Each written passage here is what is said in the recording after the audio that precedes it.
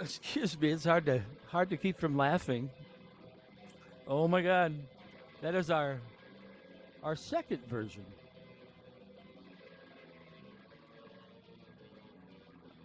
Oh, was my mic down? Well, let's try this again. And then I'll just fade in.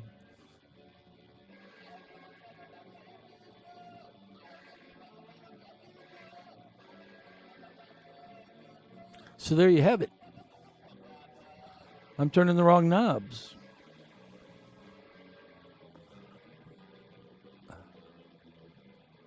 Let's turn that down a little bit. Hey, I'm John. Welcome to the podcast. We are up to episode 5 of The Snout. We were a band. You're listening to version 2 of A Fucked Up Girl by Thoroughly Unqualified.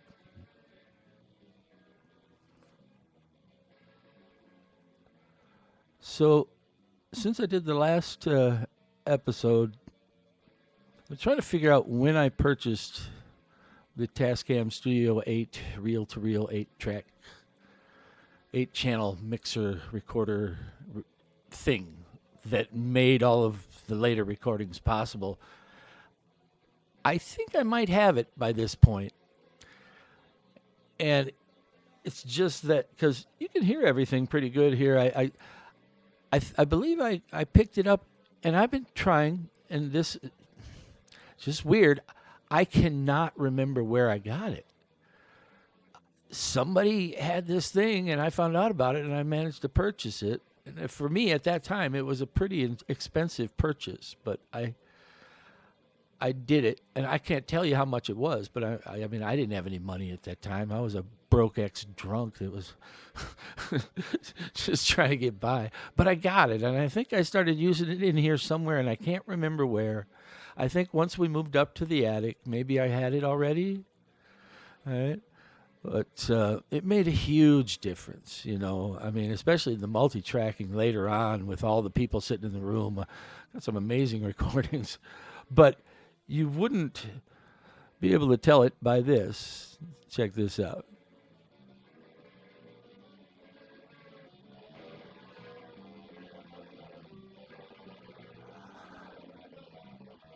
But you can hear the bass. You can hear the everything, you know.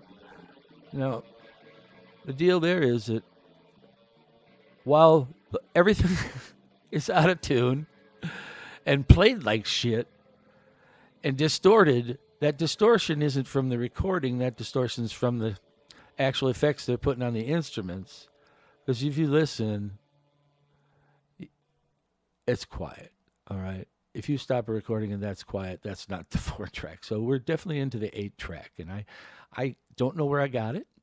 Can't remember how much I paid for it, but started using it. You know. Ooh, here we go. This is Mike's philosophy thing again. Doing a song called "The Stranger" regarding the existential novel of the same name.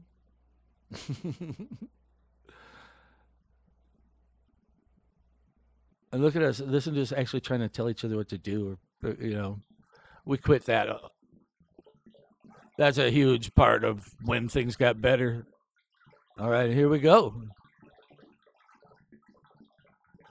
This is Mike doing "The Stranger." I don't know if you've read the book. I love that book.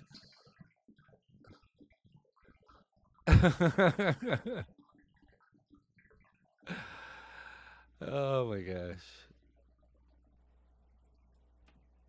It looks like we started it over here.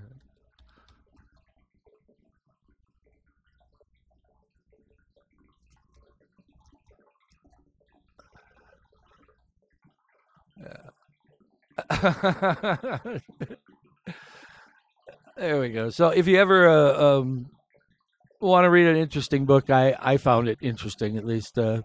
The Stranger by Albert Camus. Um, Basically delves into the meaningless existence that we share and the absurdity of trying to find meaning in a meaningless life. That's Albert Camus. If you're depressed, he's great. All right, let's turn that down a little bit. I was hoping we'd get to Mike actually doing some singing. Let that play a little bit. So, yeah, you can tell that I've got good equipment now. The recording is really clean, and so there's nothing preventing from getting a much better quality recording, except that we suck. We suck bad. I mean, listen to this. What you're hearing is us playing. Every time I do this, it's the same. Us playing at the absolute best of our ability at this time. I mean, this is as good as it got.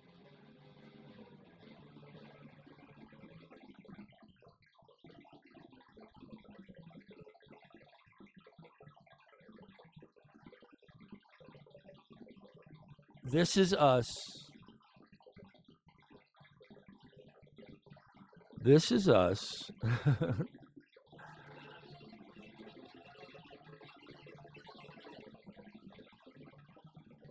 There's some vocals.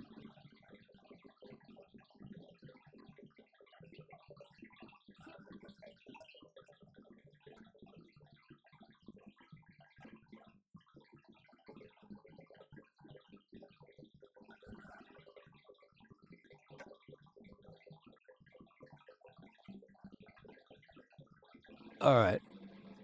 So you get the idea. That's a fucking mess. All right. And there's been no thought given yet to doing anything as far as the band direction. We don't have anything. You have to bear with me. I just got the hiccups. I've been noticing in my recordings that my voice can that it can sound kind of herky jerky. Um, I deal with pretty severe asthma and allergies, and I am absolutely congested all the time, and do a lot of swallowing. It always seems like I need to clear my throat, or So, if it sounds like my voice is odd and I herky jerky, it's just that I have to breathe, and I can't breathe through my nose, and if I'm talking, I can't breathe through my mouth. So, yeah. Hopefully that isn't too annoying. I just noticed when I was listening back to something, and I was like, yeah, that's not good. But it is what it is. Um, at this time, there was no direction in the band. There was no thought. There was no talk about anything. Um, we were still called thoroughly unqualified. We couldn't play, but I had been getting more gear, and somewhere in here, I also picked up additional keyboards, and I think this may be recorded with the Roland, but the Boss, whatever it was, Dr. Rhythm, I think, drum machine. So I was acquiring stuff that was going to allow us to make better sounding stuff. That is a huge, the Casio was a huge step up from grandma's organ. And then I picked up a sequencing sampling keyboard that you actually had to put a floppy disk in to run the software. And it was just slowly but surely picking up crap. And I think for the next video, for the picture I'll put on the front of it, it'll be the picture I have of all the crappy old microphones used to record everything we did. Um, yeah. I was basically setting the table in the hopes that uh, we would sound good enough someday to make a good recording. Not that I really thought about it that much. But And the other thing we were finding out is that we kept trying to, think about playing cover tunes, and I can't do that. I really can't. I've been thinking about my playing, and I've talked about it. And I'm 60 years old now, and over the past 4 or 5 years, it's become very apparent to me that I have ADD, ADHD, whatever it is. I not diagnosed. I'm 60 years old. I managed to find coping mechanisms to get by through life and manage to get to where I am and be okay. I don't need to get diagnosed or get medicated or change things. It's at this point it's pointless. But it's been an effort to try to understand who I am and why I am the way I am. I can't understand music. All right? I can't figure out what people are playing. I've said it, I think, before. Is I have no ear whatsoever for music, as far as being able to hear and play anything that anybody else does. I mean, if I sat down with them and they showed me and I took the time, I could learn to play a song with someone. I can do that. That's no big deal. It would take some time, but for me to try to figure it out myself without somebody showing me is nearly impossible. I cannot find something on a keyboard in a popular song and play along with it at all. I cannot sit down at the piano and entertain you by playing jaunty party tunes. I'm not gonna. It's just I don't have the ability. And when I say I'm not a keyboard player, it's in the traditional sense in that I have no understanding of music, and I really didn't have much in the way of finger dexterity and for me to try to get my right hand and my left hand to work together. All right, let's stop that. Is on the keyboard is really really hard to use them at the same time. So I have some kind of brain blocks that don't allow me to do certain things, and I mean I don't understand it completely, but if you listen to my keyboard playing down the road and keep this in mind, is we developed a style of music that allowed me to play the way I could play. Uh, we set it up with no structure. We set it up with really no chord changes, no choruses, no verses, no whatever, all the bridges, not all that stuff. We just got rid of it all, and we would get a beat going, and we'd pick a key. And for me, I don't know what a key is in music. What I know is what a key is on a piano, right? And so when they said, we're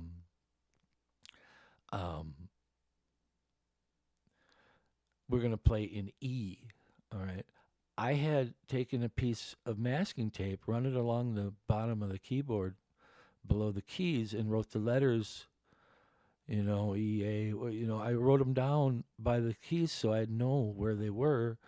So when they said we're playing in E, I went and found the letter and decided, okay, and then we just started from there, and I figured out what I was doing. It was really weird.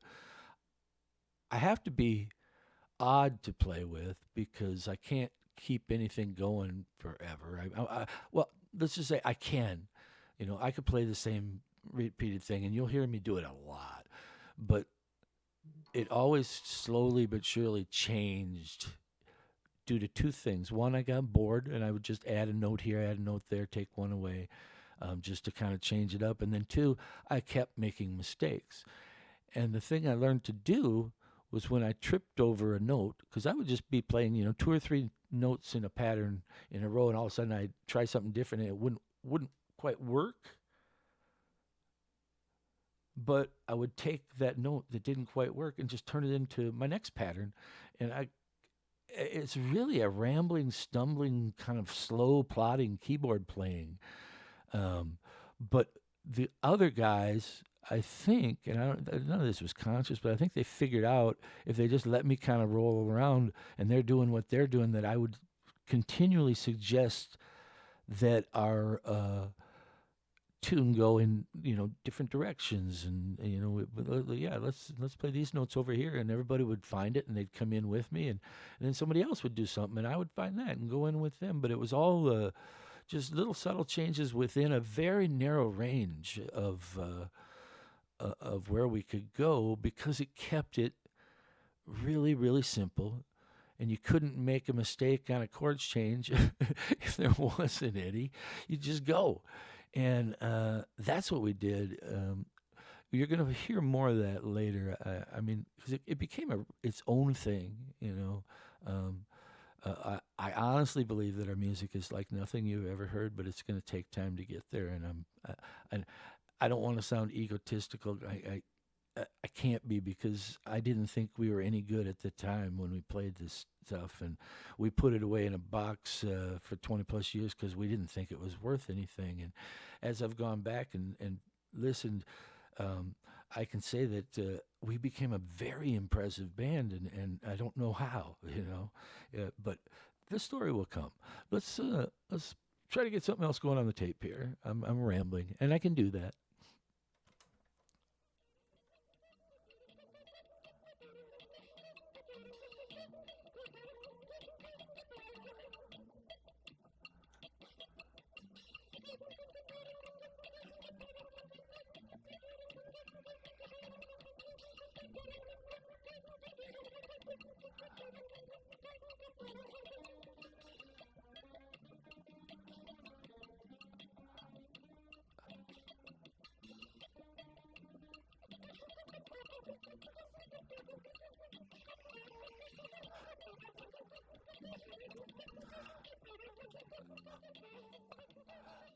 If you didn't realize,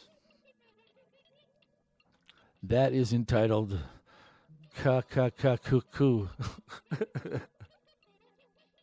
That's Mike doing some vocal work there. Yeah, stretching those chords.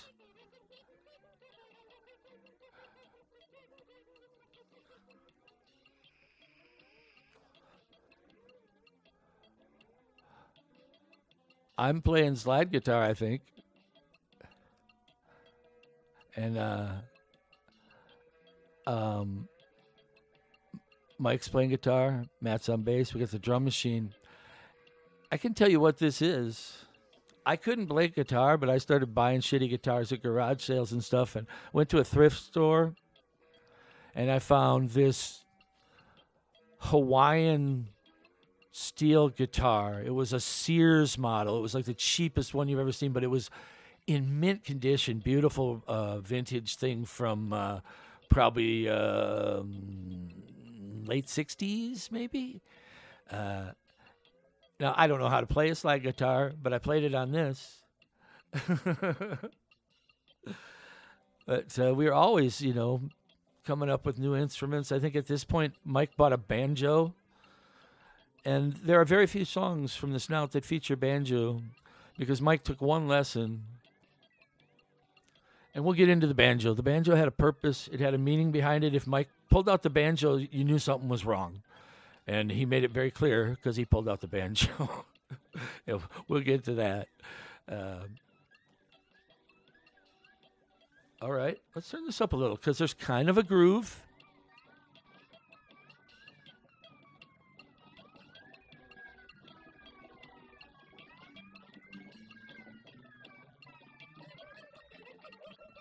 If you hear it, compared to last, I mean, we're almost playing together. Almost has a groove. You know what I mean?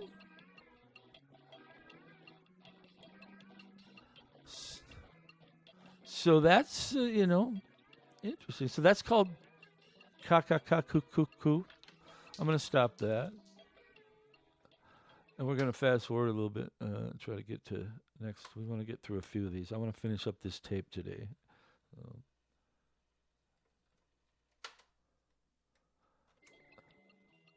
Oh, we're still kaka kuku kaka kaka. Kaka. That song is kaka. All right. Yeah, I tried to come up with a more convenient way to do this with cassette tapes because these are all the original cassette tapes. You know. Um, all right. I keep getting these messages.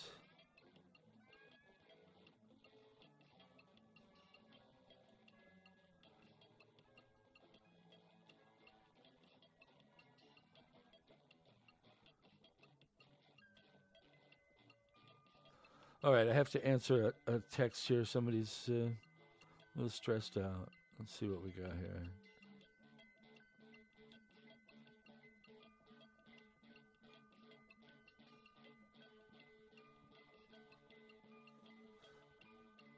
You just enjoy the snout or the thoroughly unqualified.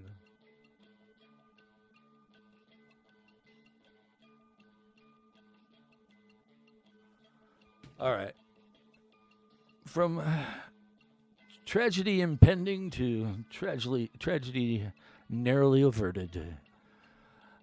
If you can tell me where that's from, you did way too many drugs back in the day.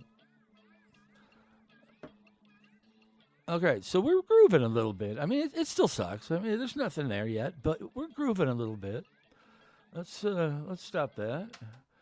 And I want to get to this special purpose. And what I'm thinking is special purpose is actually a reference to Steve Martin. Oh my God, it goes on forever and ever and ever. Let's see,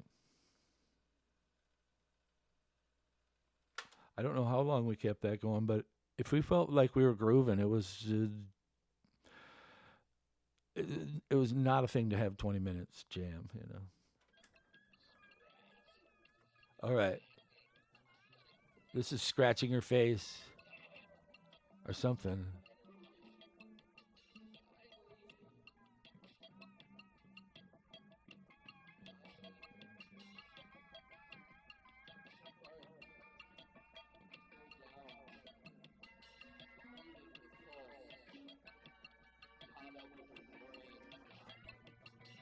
So these titles may be mixed up, or maybe we fast forwarded through special purpose, but the rhythm hasn't changed. So, and this is called scratching your face.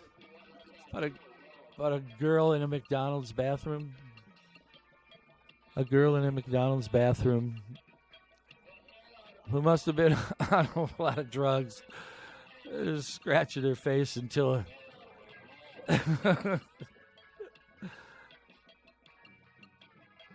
That's my.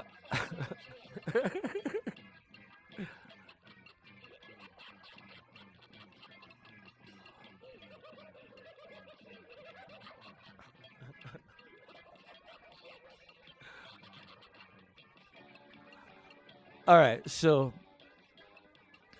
what I find interesting about that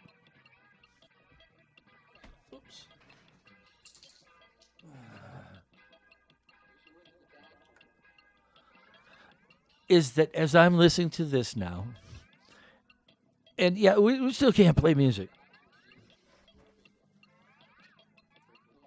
Me playing that slide, I mean, I suck at it, but it's fitting this weird thing we're doing.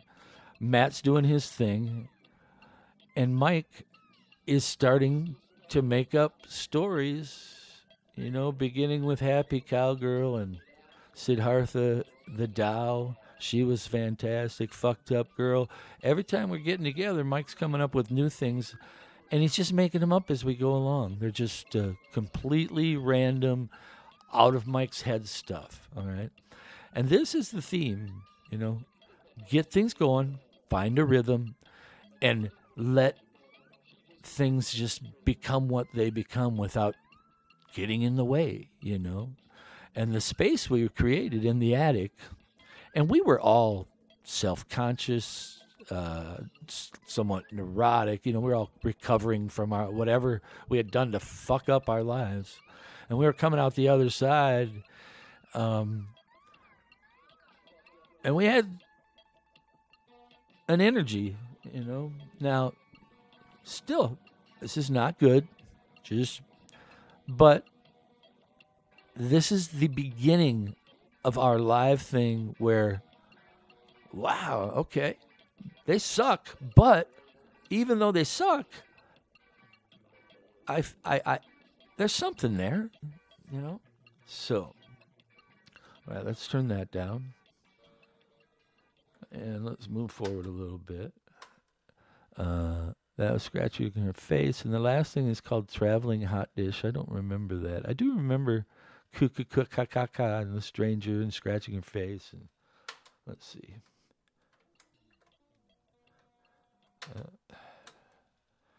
I got to move through this stuff.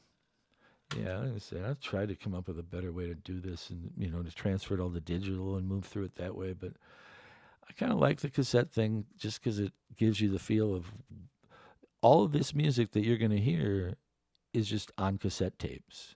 And cassette tapes are probably the lowest quality of recording medium you could find. But it's what we used because we didn't have any money, Let's see.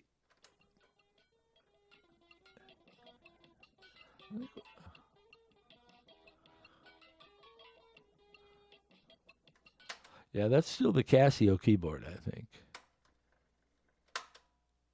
Wait, we gotta go that way. I just want to see what this traveling hot dish song is all about, and then we can wrap up this tape.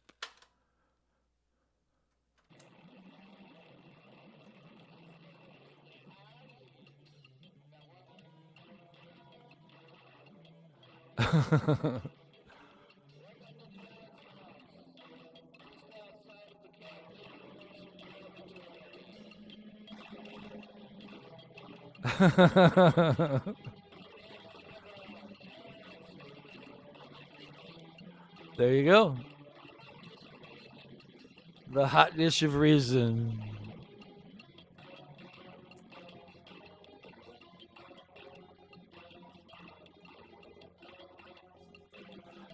That's my keyboards right there.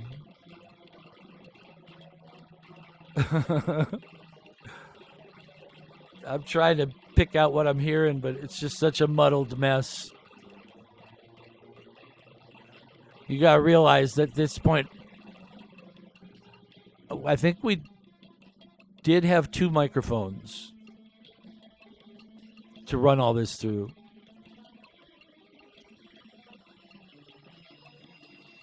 Yeah, that's the Casio airplane sound. That's so cheesy. So this is traveling hot dish. Let's turn that down. Yeah, traveling hot dish. So things are moving forward a little bit. We've made it through this tape. You can see that we're starting to find something. Now we're just having a blast, even though we suck. To be actually doing this together was so fucking joyful, I can't tell you. I mean, it was just, yeah, we absolutely loved it. So I'm going to let this play out. We're at the 29-minute mark. And I'm going to bid you a farewell. This has been episode number 5 of The Snout. We were a band. And we will catch you all next time.